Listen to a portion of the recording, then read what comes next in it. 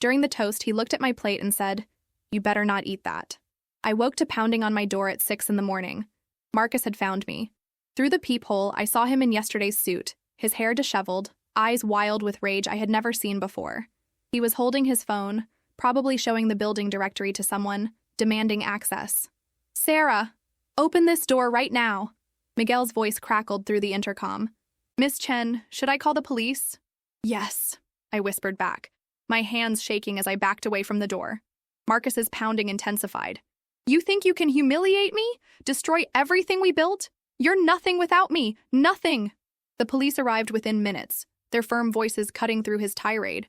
I heard him trying to charm them, explaining that this was just a misunderstanding, that I was his wife having some kind of breakdown. "Sir, you need to leave the premises immediately. This is my wife. She's not thinking clearly. Sir, step back." Through my window, I watched them escort him to his BMW. Even from 7 floors up, I could see his face contorted with fury as he looked up at my building. This wasn't over. But for the first time in 18 years, I wasn't backing down. My phone buzzed with a text from Rebecca. "Restraining order approved. You're legally protected now." I sat on my blue velvet couch, still in my flower print pajamas, watching the sunrise paint Chicago in shades of gold and pink. Marcus was right about one thing. I was destroying everything we had built. But what we had built was a prison disguised as a palace, and I was done being its prisoner. At 38, I was finally learning that sometimes you have to burn everything down to build something real. Sometimes you have to lose yourself completely to find out who you really are. The woman who had sat across from him at dinner last night, trembling and afraid, was gone. In her place sat someone I barely recognized but was excited to meet. Sarah Chen, survivor, fighter, free woman. I picked up my laptop and opened my email. The marketing firm wanted to schedule a second interview. Julie had sent pictures of the guest room she was preparing just in case I wanted to visit Portland. My bank account showed the direct deposit from selling our joint investments. Money that was legally mine, money that would help me rebuild. For 18 years, Marcus had convinced me that I was lucky he chose me, that I should be grateful for his love even when it came wrapped in control and cruelty. But sitting in my own apartment, wearing pajamas I had chosen, drinking coffee I had bought, I realized the truth. He was the lucky one. He had me for 18 years, and he wasted every single day. The pounding was gone. The threats were silenced by law. The man who had once made me ask permission to eat soup was now just another ex-husband with anger management issues and a restraining order. I was 38 years old, and my life was just beginning. I woke to the sound of my own breathing. Not labored, not careful, not measured to avoid disturbing someone else. Just the natural rhythm of a woman who had slept through the night without fear for the first time in years. Sunlight streamed through the windows of my Lincoln Park apartment, painting golden rectangles across the hardwood floors. It was Saturday morning, and for the first time in 18 years, I didn't have to account for my time to anyone. No schedule to follow, no mood to gauge, no eggshells to navigate. My phone showed 17 missed calls from Marcus and 43 text messages. I scrolled through them without opening any, watching the timestamps chronicle his descent from calculated manipulation to desperate rage. The messages started arriving at 3 in the morning and continued until just 20 minutes ago. I deleted them all without reading them and blocked his number. Rebecca had warned me about this phase. "He'll cycle through everything," she had said during our final preparation meeting. "Charm, threats, promises, more threats. He'll try to make you believe you're making the biggest mistake of your life. Remember, the only mistake would be going back." I made coffee in my own kitchen, using mugs I had chosen myself. Everything in this space was mine, chosen by me, arranged according to my preferences. The yellow curtains Marcus would have called garish. The plants he would have said were too much work. The books stacked on every available surface because I had always loved to read, before he convinced me it was antisocial to prefer books to his company. The morning news played on my small television, stories about politics and weather and traffic that felt distant and unimportant. What mattered was that I was listening to it at a volume I chose, in pajamas I had bought, drinking coffee as strong as I wanted it. At 9:30, my phone rang. Unknown number, but I recognized the area code. Lincolnshire. "Sarah, this is Patricia Mitchell from next door." Mrs. Mitchell had lived beside us for 12 years, a widow in her 70s who had always seemed to see more than she let on. "I hope you don't mind me calling. Marcus gave me your number months ago in case of emergencies." My stomach clenched. "Is everything okay?" "Well, dear, that depends. Marcus is in the front yard screaming at your roses. He's been out there since sunrise, and frankly, it's making the neighbors uncomfortable. I thought you should know." The roses. I had planted them 3 years ago in a moment of defiance, choosing varieties and colors he said would clash with the house. Deep red, bright pink, sunset orange. They had become my secret rebellion, the one beautiful thing in that house that was entirely mine. Mrs. Mitchell, I need you to listen to me carefully. I left Marcus last night. We're getting divorced. If he's disturbing the peace, you should call the police. The silence stretched long enough that I wondered if she had hung up. I was wondering when you'd finally do it, she said quietly. I've been worried about you for years, dear. The way you'd flinch when car doors slammed, how you stopped coming to the neighborhood barbecues. A woman doesn't just disappear like that unless someone's making her. My eyes filled with tears. All this time, I had thought I was hiding it so well that no one could see what was happening behind our perfect facade. But Mrs. Mitchell had been watching, worrying, waiting for the day I would find my courage. Are you somewhere safe? She asked. Yes. I have a lawyer, a restraining order being processed, everything I need. Good. Good for you, sweetheart. Don't you worry about those roses. They're stronger than they look. They'll survive whatever tantrum he's throwing out there. After I hung up, I sat in my kitchen and cried. Not from sadness, but from the overwhelming relief of being seen, of being worried about, of mattering to someone who expected nothing from me in return. By noon, I had received calls from 3 more neighbors, all expressing concern about Marcus's increasingly erratic behavior. He had apparently tried to break into our house, forgetting that I had changed the locks yesterday morning while he was at work. The sight of his own door rejecting his key had sent him into a rage that the entire cul-de-sac could witness. I drove to Rebecca's office, taking the long way through downtown Chicago. The city looked different today, sharper somehow, more vibrant. Colors seemed brighter, sounds clearer, as if I had been living my life through frosted glass and someone had finally wiped it clean. Rebecca's law firm occupied the 15th floor of a gleaming tower in the Loop. Her office was all warm wood and soft lighting, designed to make terrified women feel safe enough to tell the truth about their lives. She had represented hundreds of women like me, shepherding them through the legal minefield of escaping abuse. You look different, she said as I sat across from her massive oak desk. Lighter. I feel like I've been holding my breath for 18 years and finally remembered how to exhale. She smiled, the kind of smile that said she had heard those exact words from dozens of other women in my position. How are you handling the aftermath? Any contact from Marcus?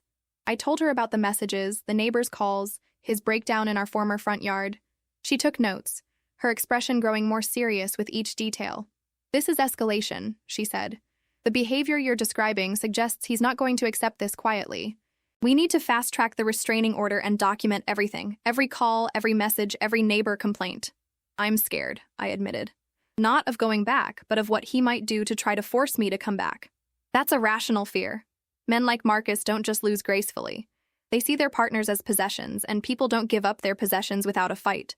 But Sarah, you have something now that you didn't have before. What's that? Legal protection, financial independence, and most importantly, clarity. You know who he really is now, not who he pretended to be. That knowledge is armor. We spent 2 hours going through the paperwork, documenting assets, preparing for the war I knew was coming. Marcus wouldn't just fade quietly into the background.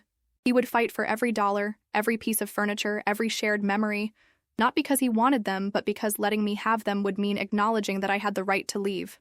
When I left Rebecca's office, my phone was buzzing with a call from an unknown number. Against my better judgment, I answered.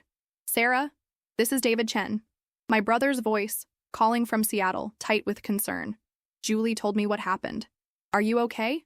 I hadn't spoken to David in 2 years. Marcus had engineered a fight between us over something so trivial I couldn't even remember what it was, then made it impossible for me to reach out and repair the damage. Another relationship sacrificed on the altar of his control. I'm okay, I said, and meant it. I'm sorry I haven't called. I'm sorry for a lot of things. Don't apologize. Just tell me what you need. What I needed was family. What I needed was to remember that I had existed before Marcus, that there were people who loved me for who I was, rather than who they could make me become. What I needed was to believe I deserved better than what I had accepted for so long.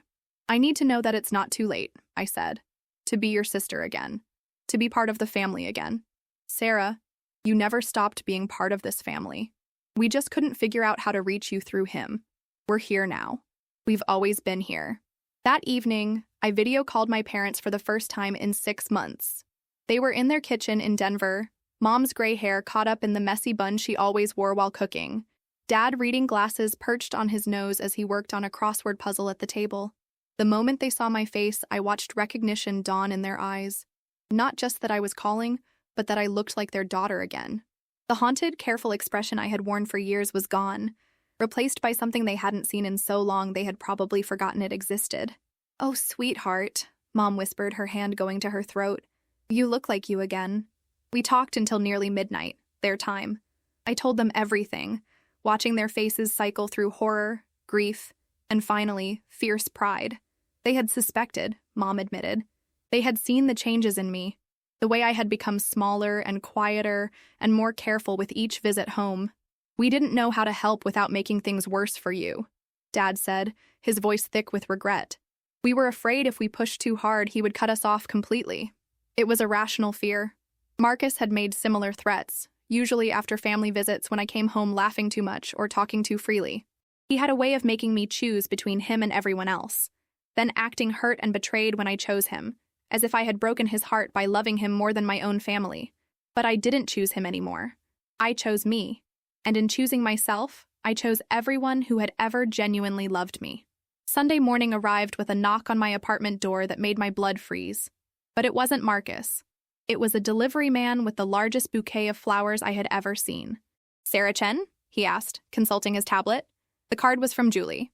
"Welcome back to the world, little sister. We can't wait to meet the real you." I spent the day arranging flowers in every container I could find.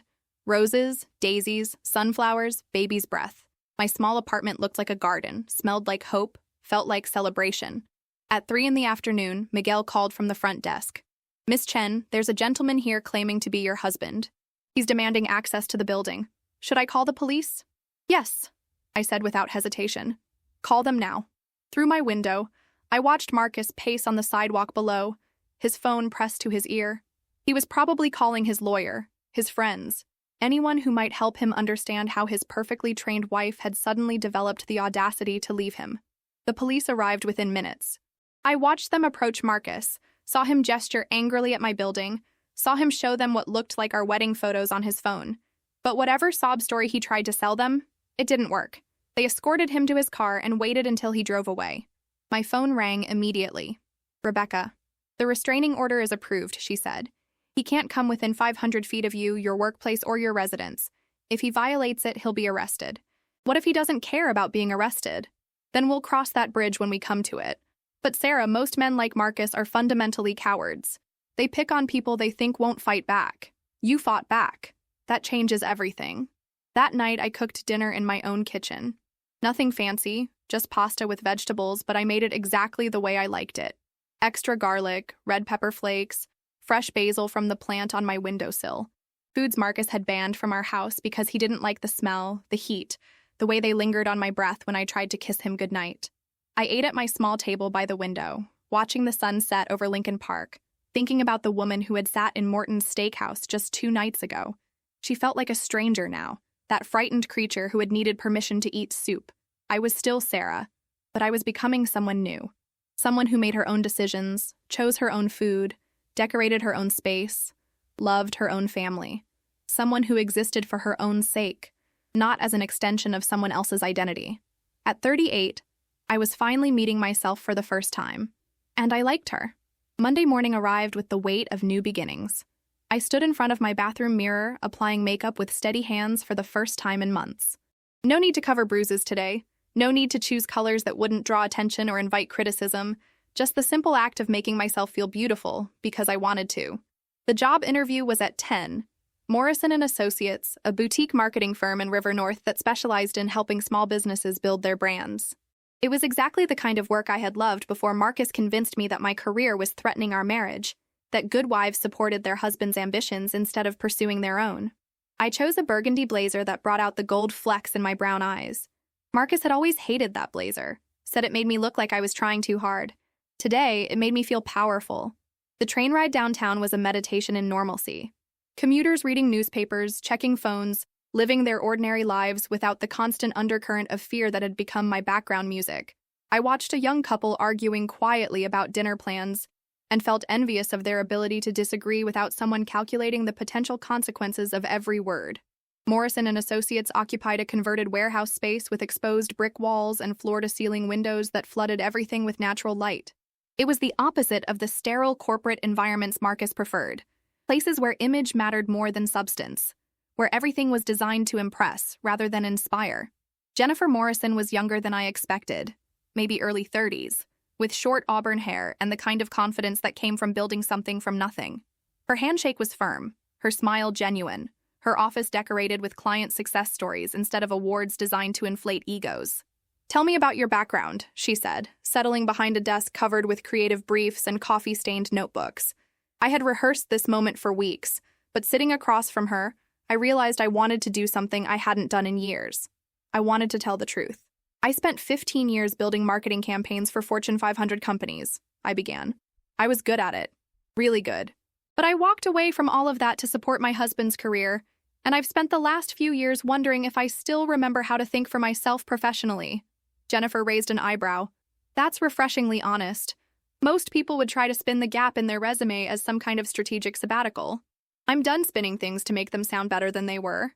The truth is, I gave up something I loved because someone convinced me it wasn't as important as what he was doing. I was wrong. And now? Now I want to remember what it feels like to solve problems, to create something meaningful, to use my brain for something other than surviving each day." We talked for 2 hours. About campaigns I had run, ideas I had for their clients, the changing landscape of digital marketing. For the first time in years, I felt my mind working at full capacity, making connections, seeing possibilities, remembering why I had chosen this field in the first place. When I left her office, I had a job offer and a start date for the following Monday. I called Rebecca from the sidewalk, too excited to wait until I got home. "How did it go?" she asked. "I got it. I actually got it. I'm going to be the senior marketing strategist for Morrison and Associates." "Sarah, that's wonderful. How do you feel?" "Like I just remembered I have a brain." The celebration was short-lived. My phone buzzed with a text from an unknown number. "Congratulations on the job. I always knew you were ambitious. We should talk about how this affects our divorce settlement. Marcus."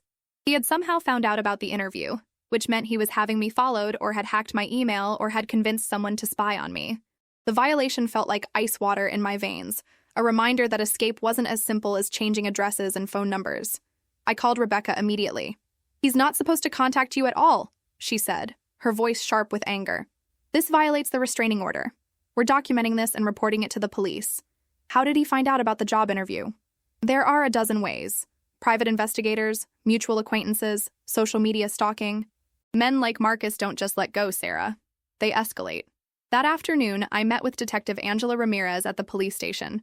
She was a compact woman with intelligent eyes and the bearing of someone who had seen enough domestic violence cases to recognize the patterns. "The text message is a clear violation," she confirmed, reading from my phone. "But realistically, he'll get a warning, maybe a fine. Unless he does something more overtly threatening, our hands are tied." "What constitutes more overtly threatening?" "Physical approach, explicit threats of violence, property damage." I know it's frustrating, but the system doesn't handle psychological harassment very well. I walked home through Lincoln Park, hyper-aware of every footstep behind me, every car that seemed to slow down as it passed. Marcus had succeeded in making me afraid again, and the worst part was that it was probably exactly what he wanted. But when I reached my building, Miguel greeted me with a smile and news that made my day infinitely better. "Miss Chen, you have visitors. Your sister arrived about an hour ago."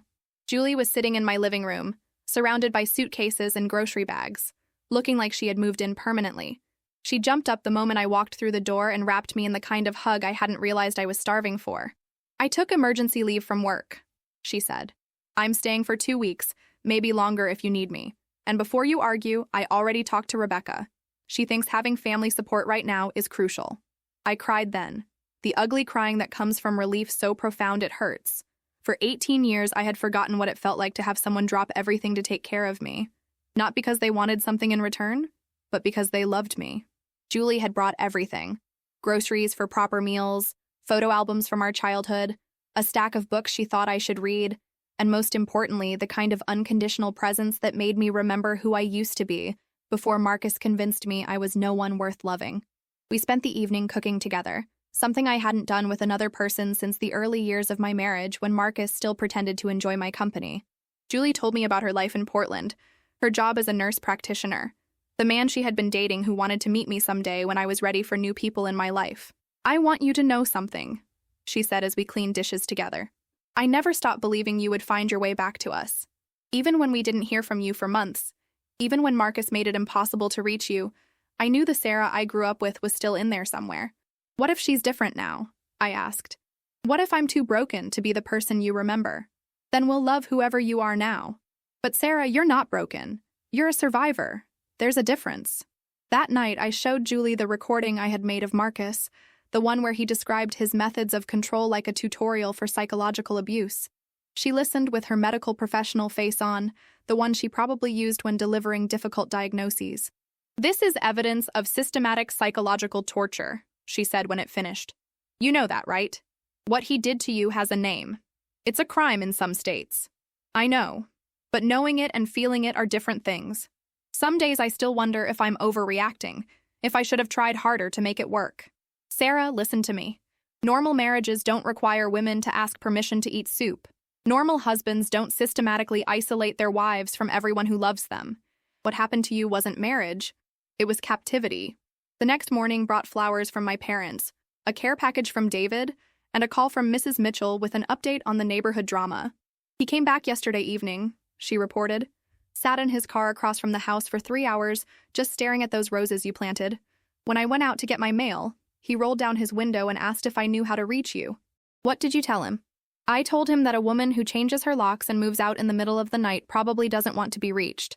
Then I mentioned that my nephew is a police officer and I'd be happy to give him a call if Marcus didn't move along." I laughed despite everything. Mrs. Mitchell had always been tougher than she looked. Over the following days, Julie helped me reclaim pieces of my life I had forgotten existed. We went shopping for clothes that fit my actual body instead of Marcus's idea of what I should look like. We visited museums where I could spend as long as I wanted looking at art without someone checking their watch impatiently.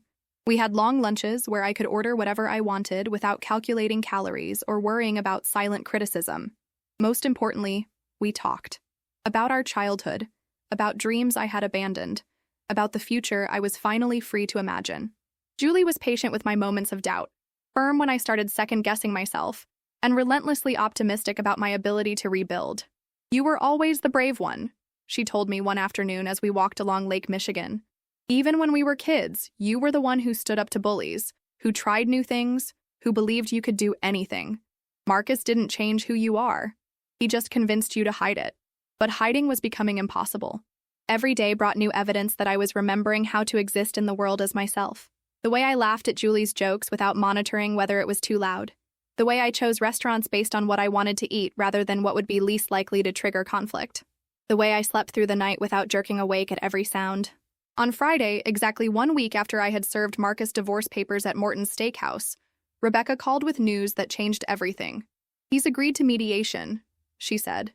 "No contest divorce, equitable distribution of assets, no alimony demands in either direction.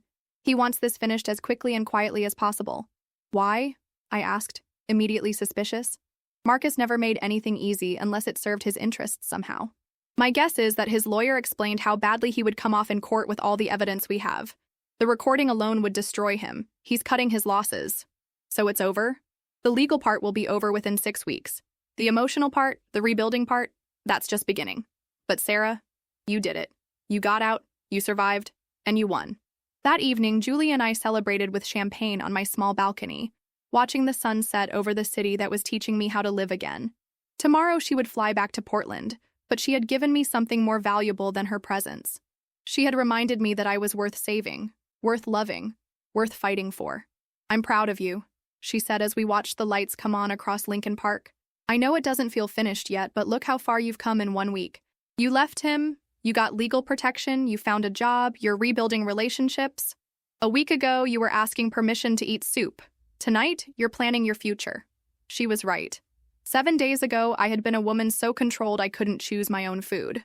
Tonight, I was Sarah Chen, marketing professional, survivor, sister, daughter, free woman. The transformation felt miraculous and terrifying and completely, utterly mine. At 38, I was finally living my own life, and it was beautiful.